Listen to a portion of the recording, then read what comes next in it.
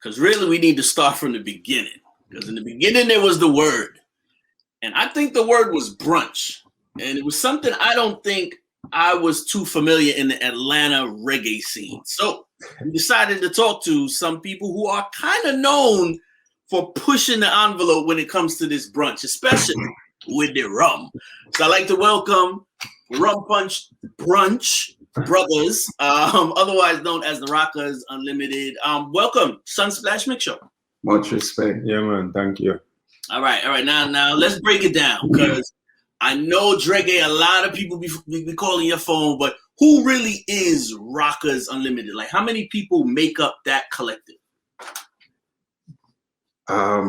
It's a lot of us. Yeah, it's a lot of us. It's a very close-knit family unit.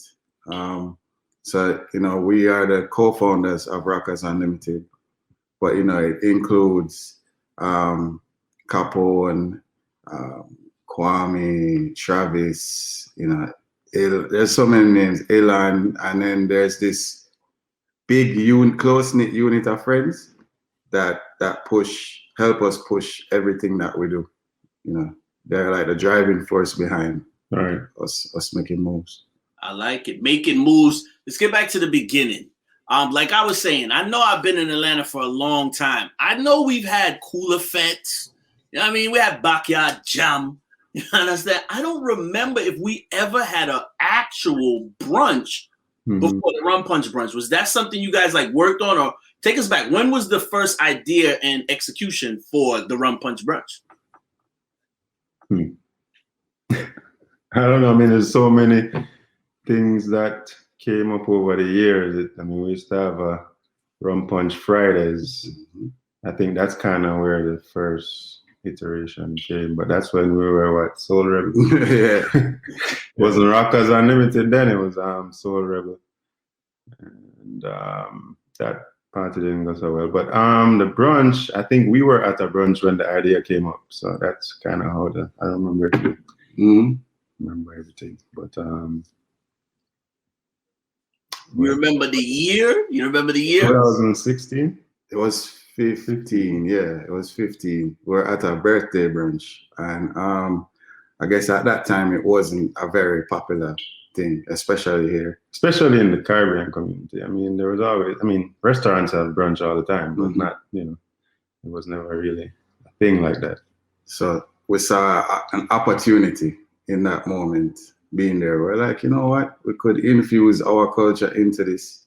And, like Alan said, Rum Punch was one of our first events way back in the day, 2008.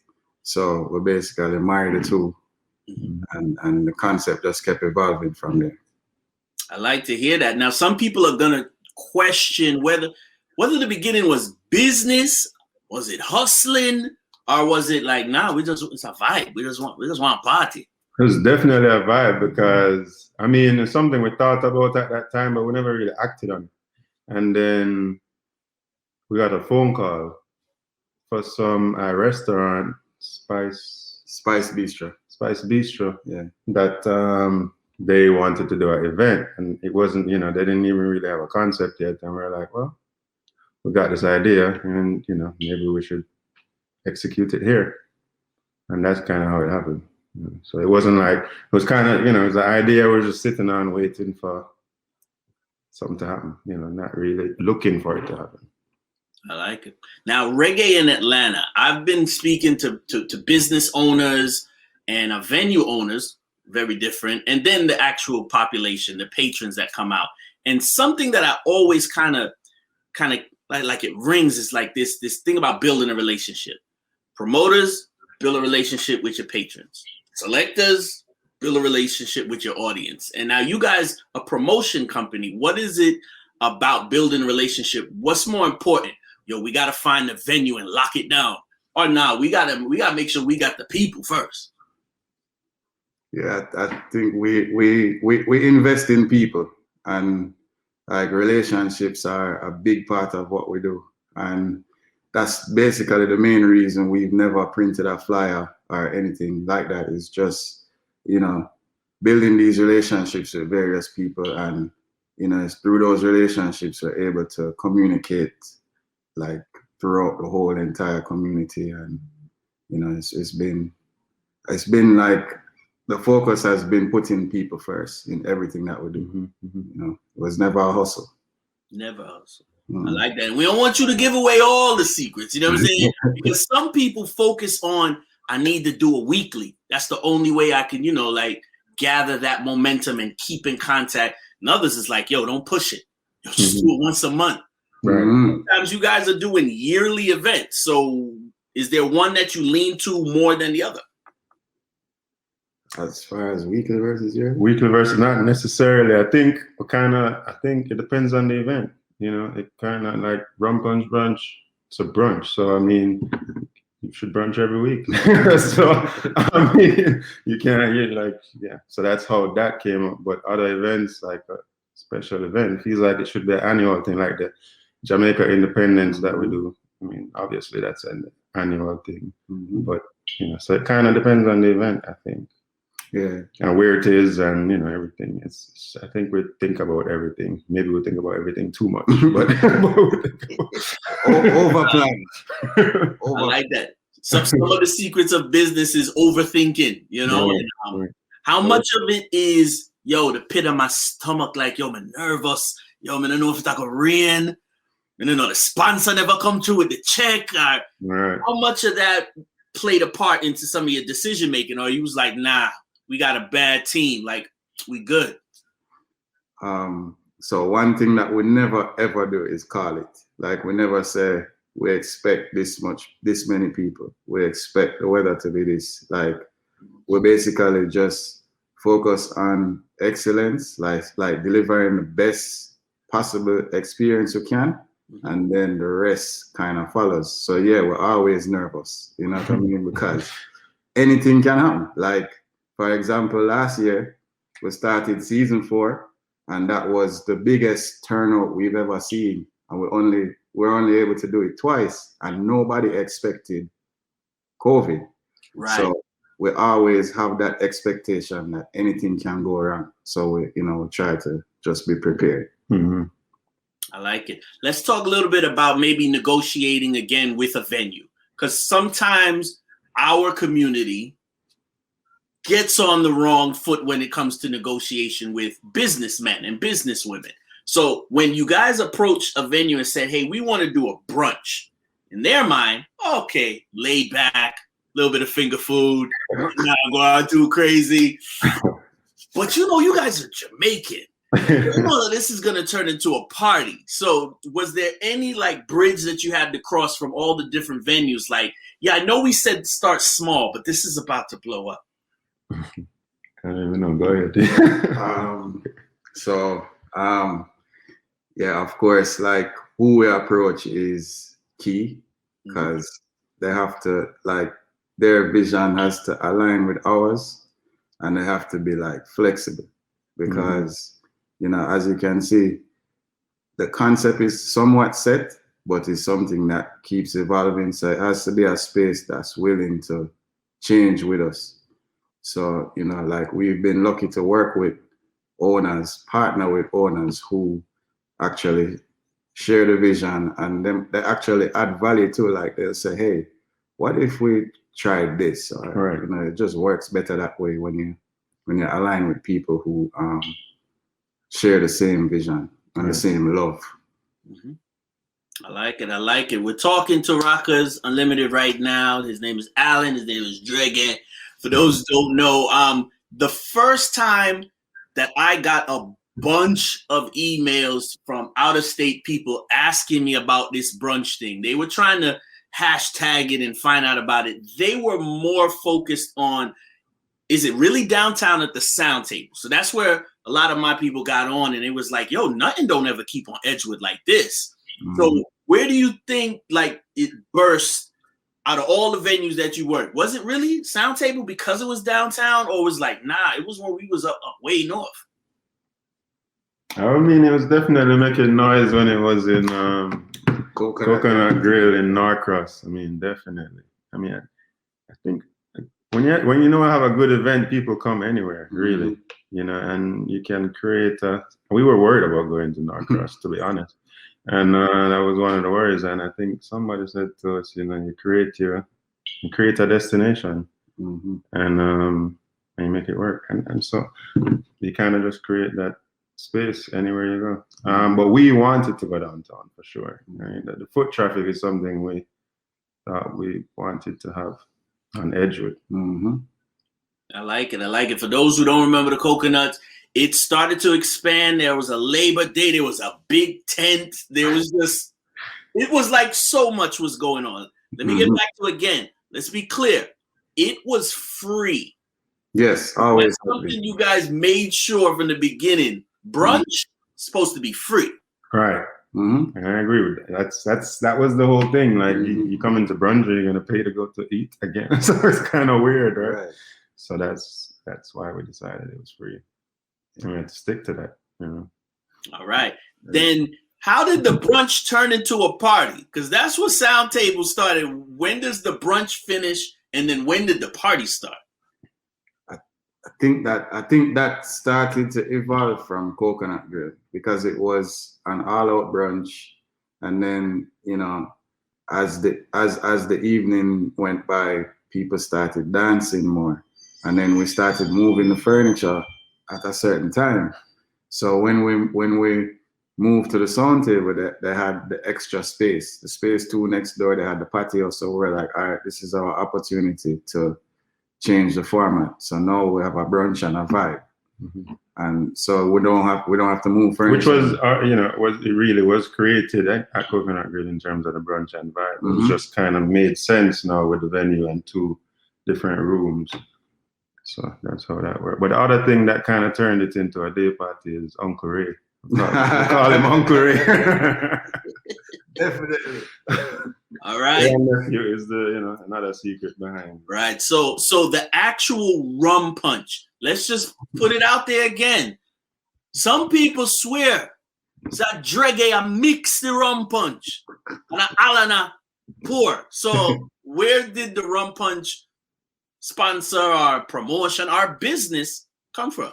Where did it come from? Well, it's our formula, and we've been blessed to work with Campari in terms of sponsorship because one of the key components of it is Ray and Nephew. So yeah, we are doing the mixing. Yes, I am pouring and he is mixing every week. Every week. Yeah. Right. Very signature. Glad to have you guys for a couple of minutes here. Let's talk about expansion. Because like I said, some of the events scramble. Now we know the block party maybe before or after, somebody didn't think, but y'all gonna do Halloween, all right? And I see the New Year's Eve. Like, seriously, did I miss something? Like, when did you guys say, like, yo, we need to expand? We have a concept for every section of the year, really and truly. I mean, as these concepts come up, it just flows. Yeah. The Cinco de Mayo, I think that's kind of like that was a favorite. Coming up with that one is the most fun. Soca de Mayo. It was a moment. Yeah, it was a moment. Like sometimes it just happens, you know what I mean? And that's the greatest thing. And it happened at the right time. So like throughout the year we have midnight brunch. Then we start off the new year with Cool and Deadly. Then we have Rum Punch Brunch. Then we have Soca de Mayo. Then we have Vanilla Sky. Then we have the Street Dance. Then we have Scream, Halloween. Then we have Midnight Brunch. Midnight Brunch, yeah, again, yeah. So we'll close it out with that. Yeah. Yeah. Listen, don't be humble. Nah. Success. How much of it do you want to say, all right, we're jotting down the notes? I could probably teach a class on executing events. That's true. Probably at this point, right? You're right. True. If I could, then I would do it 5 more times. But kind of just doing what we do. Well, I don't know. Building the plane while we're flying it. And I like it. So, we definitely had these brothers. Now we know the pandemic hit everybody when it comes to business. Hit a lot of people harder. Some people had some 6-month and some 8-month, relationships, and they put down their money as promoters. So now that we're gonna launch another season of Rum Punch Brunch here in Atlanta, do you actually have the whole year planned out, or are you still kind of taking it month by month as far as COVID vaccine and the current state of the city? I would say month by month. It's kind of planned out in terms. I mean, we have our signature events, and you don't really have to plan it. It's the date it has to be. Halloween is Halloween, and Independence is Independence. But I guess I would say month to month, because we kind of have to watch what everybody else is doing and the city is doing, and so. All right, we definitely gotta find out. I don't know who gets the most phone calls for the hookup. That's what me wanna know. So everybody swear. I think you know already. Dreggae, you must got the hookups, and so who get the most calls when it comes to Rum Punch Brunch? Well, I mean, right now the Google Voice got the both of us, but I still get the 1 million WhatsApp messages, and but we balance, It kind of works, I mean, one thing I never thought about is the reason why I even started events too, is to build a fan base for Dreggae, right? So, and that was kind of one of the biggest reasons too.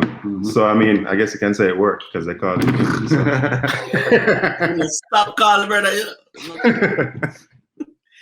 And we know bartender Rum Punch Brunch. Now for this new season, what is it that people are really gonna expect? Because when I say you guys are leveling up, I done seen some leveling up in some other industries. Believe Music Hall, that's another level right now. Oh yeah, it is. I mean, Believe Music Hall. Music Hall is just, and it's they're getting ready for us right now. Yeah, they have a lot of plans. It's just the opportunities are endless. I can't even really. We have the whole. They're even doing like renovations based on ideas that we have. Allan is an architect as well, and he drew up some plans, and they're executing right now. Don't want to say too much, Which is crazy, but yeah. Yeah, that goes back to like who you partner with. You know what I mean? Like they share the vision, and we're actually collaborating with Carl and Mona from the Sound Table as well, and it's just a great team around what we're doing, and trust me, I feel like this is where we like envisioned it going. We needed the space to grow, and Believe Music Hall is giving us that space to grow and experiment more. So we're kind of modifying the concept a little bit too. So like we're eliminating the formal dining aspect, and we're introducing different food trucks every month to diversify the menu, and it's a faster way, and what I mean, a little bit it more conducive to the new normal. So those are some of the changes that we're making. Parking is great. It's not, before it was a challenge for people with street parking and like the prices. And here we have several lots, and they've agreed to keep it reasonable. It's starting at $5. Because they agree that, whether you're rich or not, nobody likes to pay for parking. Right. Yeah, like, highly encourage wearing a mask. We'll have sanitation stations. And, it's kind of hard to govern people as it relates to masks, but we're going to keep pushing that, and doing our part. Right. And get vaccinated. And we got vaccinated, like, we're trying to lead by example too. And, what I mean? Like, we were the first to shut down and the last to open. And like, that's how important it is to us that people are safe and we're doing the right thing. You know what I'm saying? Some ladies want to know, is it the same rum punch? You're bringing the same rum punch? The same rum punch. The same brunch. And now there's going to be even more spaces for reservations for certain sections, right? Absolutely. We had no reservations before. Now we will have sections available. The lineup of the DJs. You guys have always been known to work with local and bring in somebody international. How is that relationship going to go? Gonna keep it the same way, probably a little more international. Mm-hmm. You know, try to bring in some big names, especially early on. And now we have the space to do that too. So we're going to definitely put some big names on that big stage. Some things have reached some promoters where they now have to do things for nonprofit organizations or give back to certain communities. Have you found any entities that you want to support and tell some of your patrons to support, give back? We've always done that from day one. Like every hurricane, we send tons of barrels to the different countries, like with the help of everybody. You know, we've been helping with the St. Vincent, the current drive that they have going for St. Vincent. You know, we always put our best foot forward with that. You know, and locally we work a lot with positive impact. Yes. With kids, underprivileged kids, and they have they work with Safe Place, which is a national company that takes care of kids. So we would want to get more involved with that for sure. And but yeah, that's something always in our mind. I like it. I like it. That's just the first truversation, not a conversation with Rockers Unlimited. I'm going to go dig deep and get some more questions for part 2 about reggae in Atlanta with the Rum Punch Brunch, the brothers plus some others. So again, tell some people, yo, why I got an RSVP? I thought I could just walk in like the last time. Have to. It's like crowd control is one thing. Like, you know, we don't want to get to a space where there's not enough space for people, and it will help us better prepare, you know, and it will also help us, like, I guess, maintain the same energy, the same vibe. So I mean, also it's free. But if you don't RSVP, it might pay a little thing, right? Yeah. So, I mean, and with a bigger venue, there's bigger bills and all that kind of stuff. So that's why you kind of have to RSVP now. And you didn't have to before. Like before, it was like RSVP if you want to, but now it's now it's you have to. You have to if you want it to be free. Plus, like, you know, there's like other venues in the area as well. So, you know, yeah, we kind of want to. how you say that? Like, if you know, you know. You know what I mean? If you don't, you might end up paying the first time, and then you get familiar with us and you RSVP every time. So yeah. I like it. I like it. These are businessmen right here. Give them the pitch. Why should anybody come to Rum Punch Brunch, and where do they find the information? I mean, it's a vibe unmatched. It's inclusive of everyone. It's multicultural. It's just a welcoming environment, really, you know, and we work hard to keep it that way.